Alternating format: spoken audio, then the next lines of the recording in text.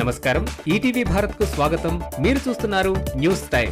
పింఛన్దారులకు ముఖ్యమంత్రి చంద్రబాబు బహిరంగ లేఖ. ఇకపై ఎన్టీఆర్ భరోసా పేరుతో సామాజిక పింఛన్ల పంపిణీ. ప్రజల ఆశలు ఆకాంక్షలు నెరవేర్చడమే ప్రథమ కర్తవ్యమని వెల్లడి.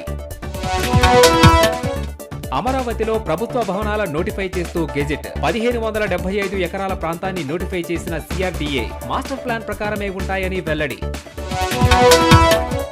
రేపు పోలవరానికి రానున్న అంతర్జాతీయ నిపుణుల బృందం 4 రోజుల పాటు పోలవరం ప్రాజెక్టు పరిశీలన. పనుల పురోగతిపై నివేదిక ఇవ్వనున్న నిపుణుల బృందం. కొండగట్టు అంజన్నకు మొక్కులు చెల్లించుకున్న పవన్. ఉప ముఖ్యమంత్రికి వేదాశీర్వచనం చేసిన పండితులు, భారీగా తరలివచ్చిన అభిమానులు.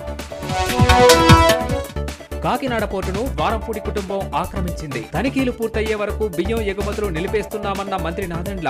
రేషన్ అక్రమాల కేసు సిఐడికి అప్పగిస్తున్నట్లు వెల్లడి.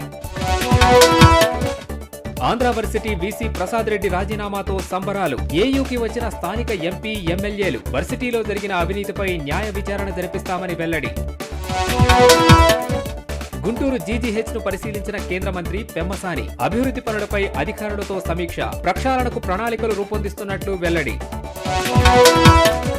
గ్రేటర్ వరంగల్ అభివృద్ధి పనులపై సీఎం రేవంత్ రెడ్డి సమీక్ష. భూగర్భ డ్రైనేజ్, స్మార్ట్ సిటీ పథకంపై అధికారులకు సూచనలు. టెక్స్టైల్ పార్క్ ప్రాంతాన్ని ప్రత్యేక జోన్గా అభివృద్ధి చేస్తామని హామీ. విజయవాడ జగదల్పూర్ హైవేలో కొన్ని మార్పులు. ఖమ్మం చుట్టూ రింగ్ రోడ్ నిర్మాణానికి గతంలోనే ప్రతిపాదనలు చేశామన్న తుమ్మల. భద్రాచలం నుంచి ఏటూరు నాగారం వరకు 4 వరుసల హైవేకు ప్రతిపాదనలు.